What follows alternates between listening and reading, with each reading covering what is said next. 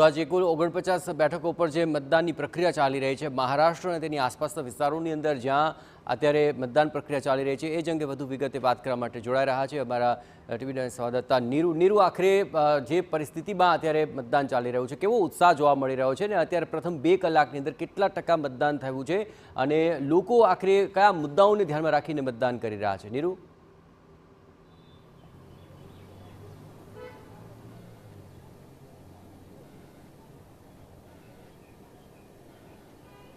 जी जयेश सौप्रथम हूँ आपने जणावी दो कि मुंबईनी टोटल 6 सीट्स माटे जे हाई प्रोफाइल सीट्स है तेना माटे आज मतदान थई रह्युं छे। महाराष्ट्र में 5मा अने अंतिम तबक्कानुं आज मतदान है। हाल हूँ आवी पहोंची छुं जुहूनी जमनाबाई नरसी स्कूल में ज्यां मोटी संख्या में मतदारों आवी रह्या छे पोतानो मत आपवा माटे अने खास करीने आप जोई शको छो पोलिंग बूथना बहार तमाम सीनियर सिटीजन्स माटेनी अलग व्यवस्था करवामां आवी छे। पाणीनी व्यवस्था होय के व्हीलचेरनी व्यवस्था होय अने तमाम अलग अलग लोको माटे व्यवस्था કરવામાં આવી છે જેથી વધુથી વધુ વોટર્સ એન્કરેજ થાય વોટ કરવા માટે અને તમામ જેટલા પણ પોલિંગ બૂથ્સ છે તેની બારે સુરક્ષાનો ચાંપતો બંદોબસ્ત કરવામાં આવ્યો છે। હું આપને જણાવી દઉં મુંબઈની જેટલી પણ અલગ અલગ પોલિંગ બૂથ્સ છે ત્યાં 30,000થી વધુ પોલીસ કર્મીઓને તૈનાત કરવામાં આવ્યા છે। સવારથી સેલિબ્રિટીઝની વાત કરીએ તો અનિલ અંબાણી, અક્ષય કુમાર, રાજકુમાર રાવ, ફરહાન અખ્તર સાથે જ શાઇના એનસી, પિયુષ ગોયલ તમામ લોકો અત્યારે વોટ કરી ચૂક્યા છે અને હાલ હું જે મતદાન મથક પર હાજર છું ત્યાં થોડી વારમાં જ બચ્ચન પરિવાર આવવાના છે। અમિતાભ બચ્ચન, જયા બચ્ચન, અભિષેક બચ્ચન, ઐશ્વર્યા રાય બચ્ચન અને સાથે જ રાકેશ રોશન, ઋતિક રોશન આ જુહુનો પૂરો વિસ્તાર છે અને આ ખૂબ જ હાઈ પ્રોફાઇલ વિસ્તાર છે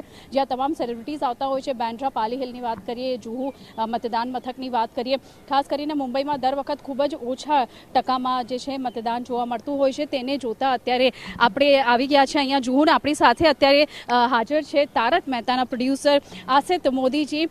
તો મતદાન કરી દીધું છે, તમે શું કહેશો તમામ લોકોને વધુથી વધુ સંખ્યામાં આવીને વોટ કરે એના માટે?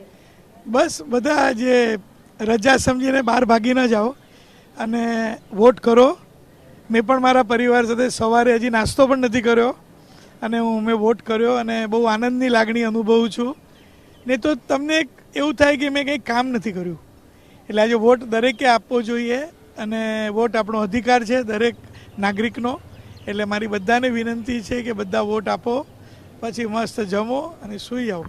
તમે દર વખત પોતાના સિરિયલથી લોકોને સોશિયલ મેસેજ બહુ જ સારી રીતે આપતા હો છો અને લોકો એને પસંદ પણ કરે છે। તમને એવું શું લાગે છે આ વખતની ચૂંટણીના એવા કયા મુદ્દાઓ છે જેને ધ્યાનમાં રાખીને લોકોએ માત્ર કમ્પ્લેન ન કરવી જોઈએ, આગળ આવીને વોટ પણ કરવું જોઈએ?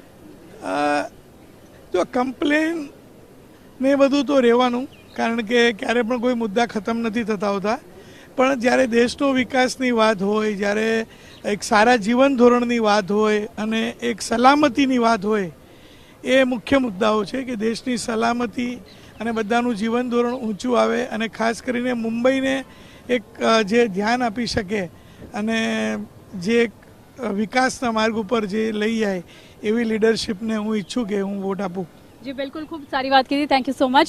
તો જે રીતે આસિત મોદીજી કહી રહ્યા છે તમામ લોકોએ પોતાની જવાબદારી સમજીને લોકશાહીના પર્વને સારી રીતે માણવો જોઈએ અને તમામ લોકોએ વધુથી વધુ સંખ્યામાં આવીને વોટ કરવું જોઈએ। તો જયેશ, આ ચિતાર છે અત્યારે મુંબઈનો। બિલકુલ, આભાર નીરુ, તમામ ગતિવિધિઓ પર આપ નજર રાખતા રહેજો। તો મુંબઈમાં અત્યારે સવારથી 2 કલાકની અંદર જે મતદાન પ્રક્રિયા ચાલી રહી છે તેમાં મોટાભાગના સેલિબ્રિટીઝ મતદાન કરી ચૂક્યા છે અને જુહુ અને આસપાસના વિસ્તારોની અંદરથી પણ હજુ પણ મતદાન કરવા માટે લોકો બહાર આવે તે માટે ખાસ સેલિબ્રિટીઝે પણ અપીલ કરી હતી। તો આજે મહારાષ્ટ્ર અને તેમાં મુંબઈની 6 બેઠકો તેની પર પણ મતદાન પ્રક્રિયા ચાલી રહી છે। મહારાષ્ટ્રની કુલ 13 બેઠકો પર આજે મતદાન પ્રક્રિયા ચાલી રહી છે। 49 બેઠકો માટે આજે કુલ મતદાન જે ચાલી રહ્યું છે તેમાં ઉત્તર પ્રદેશ, પશ્ચિમ બંગાળ, મહારાષ્ટ્ર તેની મહત્વપૂર્ણ બેઠકોનો સમાવેશ આજે થઈ રહ્યો છે। આપણે જણાવીએ કે 5મા તબક્કાની આ 49 બેઠકો ઉપર આ મતદાનની પ્રક્રિયા ચાલી રહી છે અને 2 કલાકની અંદર સરેરાશ 10.28% આસપાસ મતદાન પ્રક્રિયા ચાલી રહી છે।